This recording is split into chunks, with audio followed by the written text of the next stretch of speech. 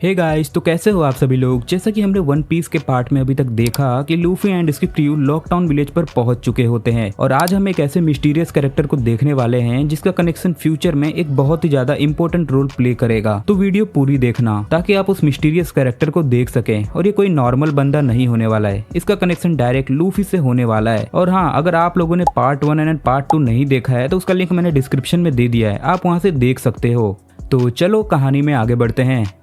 तो इसके बाद हम देखते हैं कि लूफी गोल्डी रॉजर के एग्जीक्यूशन पॉइंट पर पहुंच जाता है और ये वही टावर है जहां पर गोल्डी रॉजर को एग्जीक्यूट किया गया था। लूफी उस टावर पर चढ़ने की कोशिश करता है लेकिन तभी वहां पर कैप्टन स्मोकर आ जाता है जो कि इस लॉकडाउन विलेज का इंचार्ज है। स्मोकर लूफी को अरेस्ट करने की बात करता है। तब लूफी बोलता है, मेरा नाम है मंकी डी लूफी और मैं एक दिन किंग ऑफ पायरेट बन के रहूंगा। इसके बाद दोनों के बीच एक छोटी सी लड़ाई होती है। लूफी अपना गम पिस्टल का यूज करके स्मोकर के ऊपर अटैक करता है लेकिन स्मोकर लूफी को लात मार के दूर फेंक देता है। सांजी भी लूफी को उड़ता हुआ देखता है और बोलता है, अब पता नहीं इसने कौन सी नई मुसीबत मोल ली। और बग्गी के चेला भी लूफी को उड़ता हुआ देखता है और लूफी जहाँ गिरता है वहीं पर सो जाता है। कमाल का बंदा है भाई ये, जहाँ जगह मिलता है वहीं चटाई बिछा लेता है। और इस तरफ हम जोरो को देखते हैं जो वो चश्मे वाली लड़की के साथ होता है जिसका चश्मा जोरो ने तोड़ दिया होता है। और वो लड़की उसको ताना मारती है और बोलती है, मैं पहले ही समझ गई थी कि तुम कंगाल पति हो। क्या तुम्हारी बीमार माँ को दवाई की जरूरत है या फिर तुम्हारी बीवी बिना बताए 5 बच्चों को तुम्हारे पास छोड़ के मायके चली गई। इसके बाद वो लड़की जोरो को मरीन हेडक्वार्टर में लेकर जाती है और जोरो के हाथ में झाड़ू पोछा थमा देती है और जोरो से बोलती है, अगर अभी से मरीन के लिए काम करोगे तो जीवन में बहुत आगे जाओगे। और फिर वहां से चली जाती है। और जब जोरो फ्लोर को साफ कर रहा था तभी वहां पर नेवी के कुछ बंदे आ जाते हैं और वो जोरो को पहचान लेते हैं और बोलते हैं, तुम तो पायरेट हंटर जोरो हो ना, तुमने तो मंकी डी लूफी का क्रू ज्वाइन कर लिया था, तो तुम नेवी में पोछा क्यों लगा रहे हो, अपने आप को तुम हमारे हवाले कर दो। लेकिन जोरो उन पर हमला करके उन्हें बेहोश कर देता है और वहां से भाग के एक तलवार की दुकान पर आ जाता है अपने लिए कुछ नई तलवारें खरीदने। पर जोरो के पास बस 1 लाख बेरिस होते हैं और उसे 2 तलवारें चाहिए होते हैं। तभी उस शॉपकीपर जोरो की लेजेंडरी स्वॉर्ड देखकर चौंक जाता है।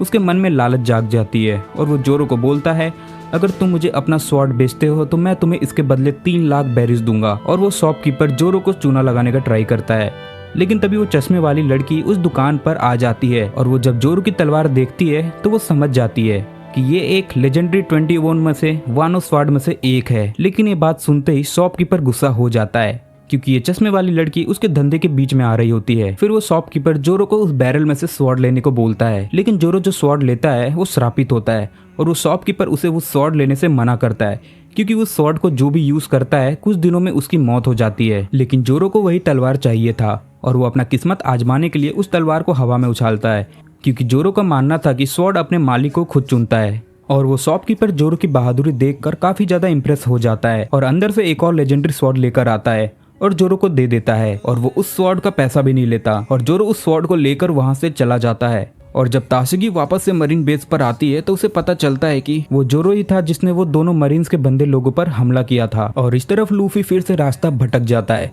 फिर वो जोरो से मिलता है। तब हम एक मिस्टीरियस मैन को देखते हैं और उसके ऊपर कुछ पायरेट्स हमला कर देते हैं लेकिन वो उन्हें एक ही बार में हरा देता है पर एक बच्चे को छोड़ देता है और उसके जेब से सिगरेट निकालकर उसे कहता है, जा बच्चे घर जाके बोनबीटा पीकर सो जा। और वो बच्चा डर के वहां से भाग जाता है और जोरो उस आदमी को देखकर पहचान जाता है और बताता है कि ये कोई और नहीं बल्कि famous pirate bounty Hunter daddy the parent है और ये बहुत ही खतरनाक शार्प शूटर है। इसके बाद हम उसप को देखते हैं जो कि अपने से भी बड़े बैग को उठाकर लेकर जा रहा होता है और उसे याद आता है कि उसने अभी तक चश्मा खरीदा ही नहीं है। तो वो चश्मे को लेने के लिए एक दुकान पर जाता है पर वो अपना पैसा बैग में ही भूल गया था तो वो उसे लेने जाता है। लेकिन तभी वहां पर एक लड़की आती है और जो उसप ने चश्मा पसंद किया था तो वो लड़की उसे खरीद लेती है। लेकिन उसप बोलता है कि ये चश्मा मेरा है। लेकिन वो लड़की उसप को बूढ़ा आदमी बोल के वहां से भाग जाती है। उसप उसका पीछा करता है और वो दोनों उस चश्मे के लिए झगड़ने लगते हैं। तब वो लड़की उसप से बोलती है, मेरा पहचान मरीन तक है। और ये बात सुन के उसप के पसीने छूटने लगते हैं और वो उस लड़की से बोलता है, मैंने अकेले ही पूरे फिशमैन पायरेट को हराया है और मेरे ऊपर 30 मिलियन बेरिस का बाउंटी है। फिर वो लड़की भाग के अपने पापा के पास जाती है और उसका पापा और कोई नहीं बल्कि मशहूर pirate Hunter daddy the parent होते हैं और वो उन्हें बर्थडे विश करती है और गिफ्ट के तौर पर उन्हें उसप का चश्मा दे देती है और अपने पापा से उसप का शिकायत करती है। और वो उसप को लूफी के बाउंटी पोस्टर के द्वारा पहचान लेता है और उसप लूफी का सहारा लेकर डैडी को डराने की कोशिश करता है और अपना चश्मा मांगता है।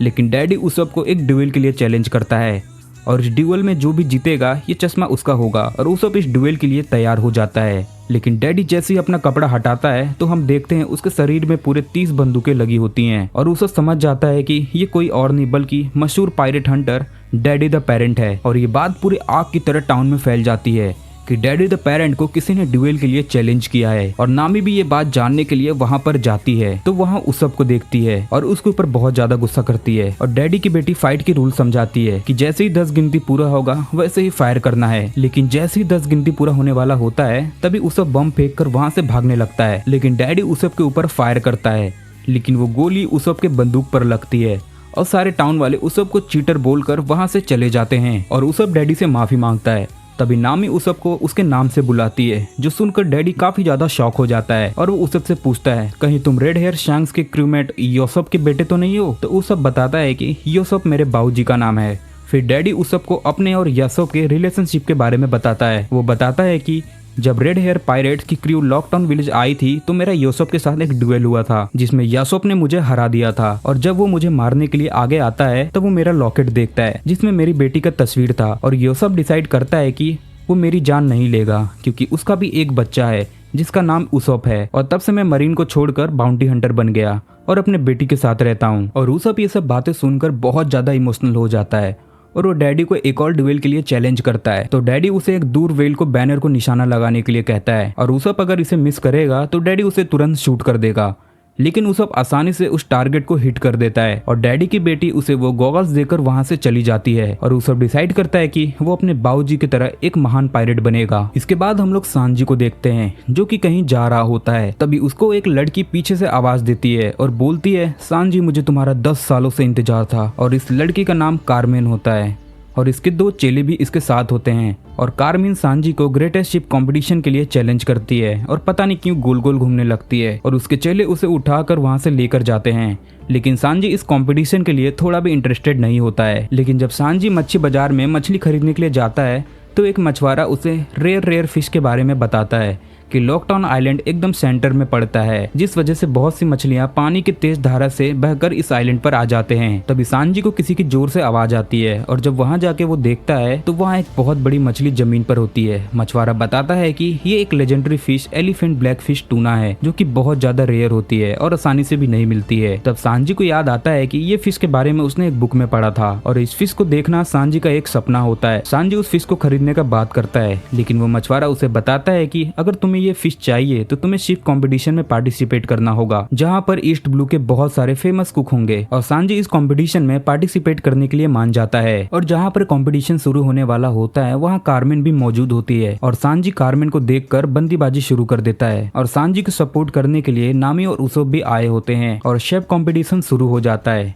एक एक करके सभी शेफ एलिमिनेट होने लगते हैं और फाइनल राउंड में सांजी और कार्मेन पहुंच जाते हैं और उन दोनों के बीच एक फाइनल शोडाउन शुरू हो जाता है और दोनों ने अपना डिश बना लिया होता है और फिर जज अनाउंस करता है कि इस कंपटीशन का विनर है सांजी। और कार्मेन सांजी के पास आकर एक्सेप्ट करती है कि हम दोनों में से सांजी ही बेस्ट शेफ है और सांजी और उसप वो जाइंट मछली को अपने कंधे पर उठाकर लेकर जा रहे होते हैं और तभी बहुत जोर जोर से हवाएं चलने लगती हैं और नामी बताती है कि बहुत तेज तूफान आने वाला है और इस तरफ जोरो और लूफी कहीं पर जा रहे होते हैं और हवा के तेज झोंके की वजह से लूफी का स्ट्रॉ हैट उड़ जाता है और लूफी उसके पीछे भागता है और फिर वो फिर से एग्जीक्यूशन प्लेटफॉर्म पर पहुंच जाता है और लूफी उस एग्जीक्यूशन प्लेटफॉर्म पर चढ़ जाता है और बोलता है अच्छा तो गोल्डी रॉजर ने मरते वक्त ये नजारा देखा था। तभी उसे एक पुलिस वाला एग्जीक्यूशन प्लेटफॉर्म से नीचे आने के लिए कहता है लेकिन तभी उसके पीछे एक लड़की आकर हमला कर देती है जिससे कि वो पुलिस वाला बेहोश हो जाता है और ये वही सुंदर लड़की होती है और वो लूफी को उसके नाम से बुलाती है लेकिन लूफी इसे बिल्कुल भी पहचान नहीं पा रहा होता है। तब वो बताती है कि मैं वही हूँ जब तुमने मुझे पैसेंजर शिप पर मारा था। और गाइस ये अलविदा पायरेट है जिसे हमने पहले एपिसोड में देखा था लेकिन लूफी को कुछ भी याद नहीं आ रहा होता है। अलविदा की खूबसूरती को देख कर सभी टाउन वाले उसके ऊपर लट्टू हो जाते हैं और तभी वहां पर 2 पुलिस वाले आ जाते हैं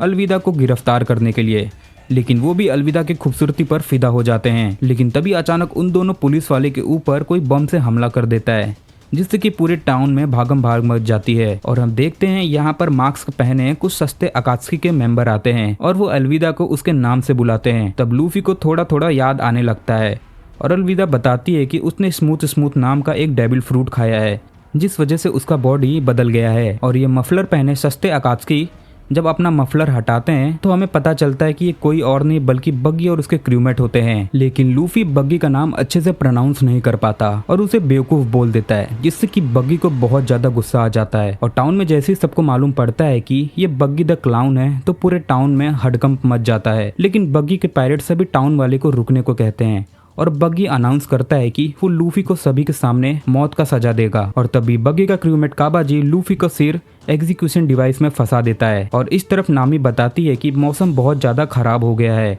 और हमें जल्द से जल्द शिप में वापस जाना होगा। तभी उसे जोरो मिलता है जो कि लूफी को ढूंढ रहा होता है। और इस तरफ स्मोकर को मालूम पड़ जाता है कि लॉकडाउन विलेज में ईस्ट ब्लू के सभी फेमस पायरेट मौजूद हैं। और यहाँ जैसे ही जोरो और सांजी को मालूम पड़ता है कि लूफी को बग्गी के पायरेट एग्जीक्यूट कर रहे हैं तो वो भाग के एग्जीक्यूशन प्लेटफॉर्म की तरफ जाने लगते हैं। और कैप्टन स्मोकर दूर से दूरबीन की मदद से लूफी का एग्जीक्यूशन देख रहा होता है। और यहाँ बग्गी और उसके क्रूमेट बहुत ज्यादा खुश होते हैं क्योंकि फाइनली बग्गी लूफी को मारने वाला होता है। तभी लूफी जोर जोर से चिल्लाकर बोलता है, मैं वही हूँ जो एक दिन किंग ऑफ पायरेट बनेगा। और लूफी की ये बातें सुनकर सभी टाउन वाले एकदम हैरान रह जाते हैं। तभी वहाँ पर लूफी को बचाने के लिए जोरो और सांजी भी पहुंच जाते हैं, लेकिन अब बहुत ज्यादा देर हो चुकी होती है। बग्गी लूफी के गर्दन पर तलवार चलाने वाला होता है और हम देखते हैं लूफी के चेहरे पर एकदम वैसी स्माइल होती है जैसे गोल्डी रॉजर के चेहरे पर थी। और कैप्टन स्मोकर भी लूफी की हंसी देखकर हक्का बक्का रह जाता है। और बग्गी जैसे ही लूफी के सिर पर तलवार चलाने वाला होता है तभी आसमान से एक तड़कता बिजली गिरता है, जिससे कि वो एग्जीक्यूशन प्लेटफॉर्म टूट जाता है और लूफी बच जाता है।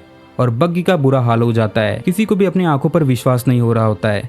स्मोकर सोचता है भगवान भी नहीं चाहते कि मंकी डी लूफी मारा जाए। और तभी नेवी वाले लूफी और सभी पायरेट के ऊपर हमला कर देते हैं। तभी सांजी बोलता है अगर हमें ग्रैंड लाइन जाना है तो हमें जल्दी से जल्दी इस टाउन को छोड़ना होगा और अपने शिप पर वापस जाना होगा। और लूफी, सांजी और जोरो शिप के ओर भागने लगते हैं और उनके रास्ते में जो भी आ रहा होता है वो उससे लड़ते हैं। और तभी हम एक मिस्टीरियस मैन को देखते हैं जो कि ग्रीन शॉल ओढ़ा होता है।